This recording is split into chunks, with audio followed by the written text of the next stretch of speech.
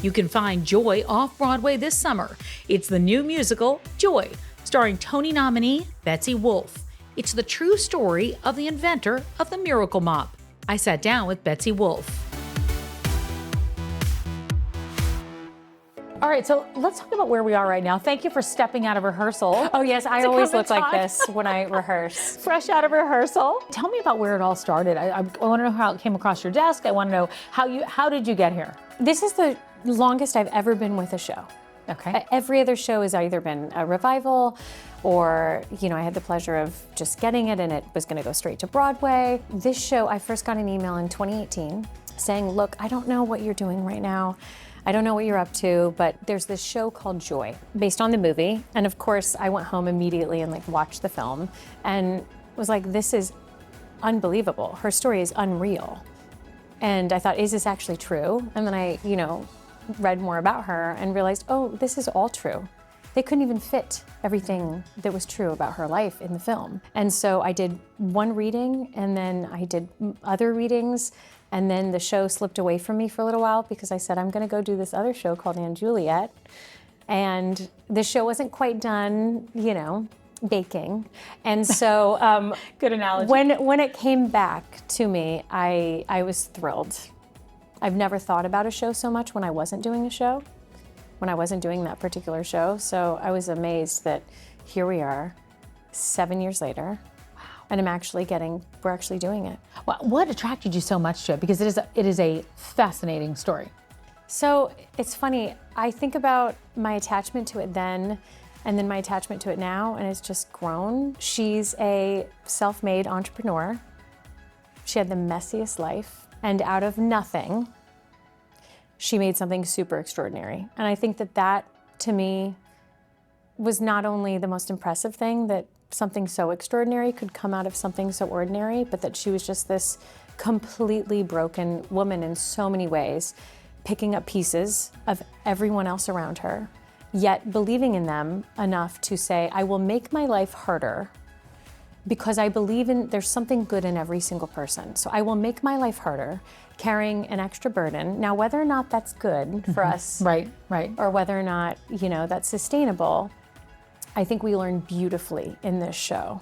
The shedding of responsibility, the bandwidth that we choose as mothers to carry. And when I first started this show, I didn't even have a little girl. And then the second reading I did, I was 5 months pregnant. No one knew. I didn't tell anyone.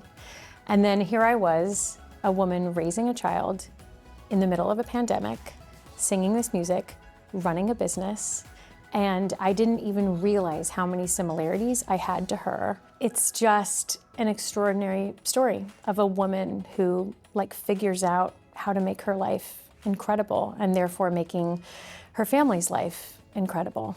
There are so many parallels that just went gosh. along right with you. Do you have a business as well? I do. Tell me about it. We're in our 8th year. It's called Broadway Evolved. It is the intersection of personal growth and technical growth for students all across the country who want to be performers. It has grown into something so beautiful, so much bigger than I ever could have dreamed. We have students come from all over the world, all different socioeconomic backgrounds, and they come and they definitely think that they're going to learn more about how to, belt and be on Broadway. But what they leave with is a sense of self-worth. They leave with a sense of what environments do I thrive in? And no matter what, even if they never star on Broadway, that carries with them to whatever workplace that they're in. How do you get the balance? And has doing this show helped you understand the importance of different types of balance and what you need to do?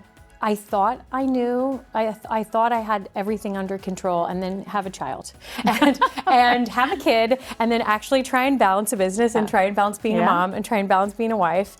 And it has been— Because I don't know if there's such a word as balance, really. No, right? Yeah. It's kind of this thing that we all say, but yet I find that to be the most interesting thing is actually the navigating of that. Yeah. And that is what she's doing in this story so beautifully and so messy. And that's kind of what I'm trying to do constantly in life. You've met Joy. Very much so. What has that been like? She's incredible. I mean, obviously, I'd seen her on TV. You know, I did my research, and I thought, who is this woman? And what you see on the outside is obviously a very, very polished version of who this woman is now, who knows herself. And so the fact that we get to go back in time and tell the story of a woman who, at every point in life, the time at which she did this too, we have to remember this was the early 90s, right. where most women were, you know, looking at this as nothing more than stifled dreams. She got accepted to Harvard.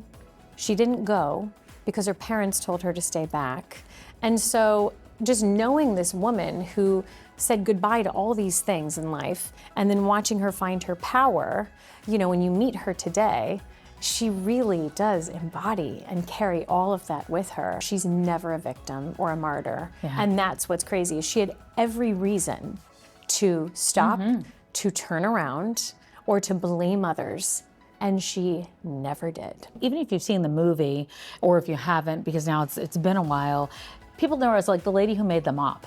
Like that's what they know. And so I think to hear this story, I think is gonna mean a lot for people of all different ages, whether you're going through a midlife pivot, whether you're a new mom, you know, whether you're young and you're trying to figure out what your career is. I mean, I think it really just kind of spans generations. I think it would be easy to say that this is just a musical about a mop. You know, I've been jokingly at times saying Mop Girl Summer, get ready for it.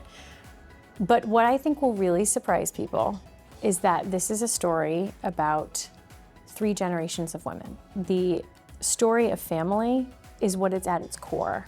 Inventing a mop wasn't just for practical purposes. And what you understand after seeing this is the emotional connection to what a product can actually do. And in Joy's case, this mop made her life easier. And she knew that it would make lives easier for women, because if you have things, something, even one thing a little bit easier, you have more time, and time is everything. You were in & Juliet, and that was just an incredible show. Was that hard to make that decision, or did you absolutely know that this is what you wanted to do, and if this came, you were leaving wherever you were? Well, I had been with & Juliet for 2.5 years, so my time felt so complete.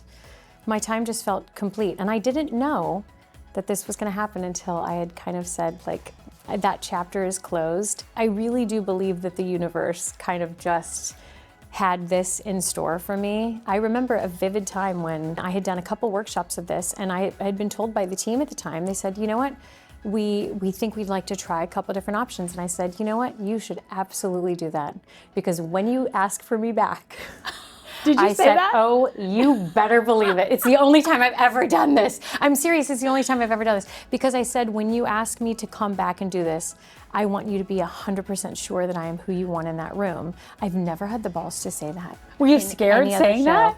Honestly, I felt so at peace about it. Oh, that's so perfect. I just knew it, like in my bones. I just knew that this story was mine to tell.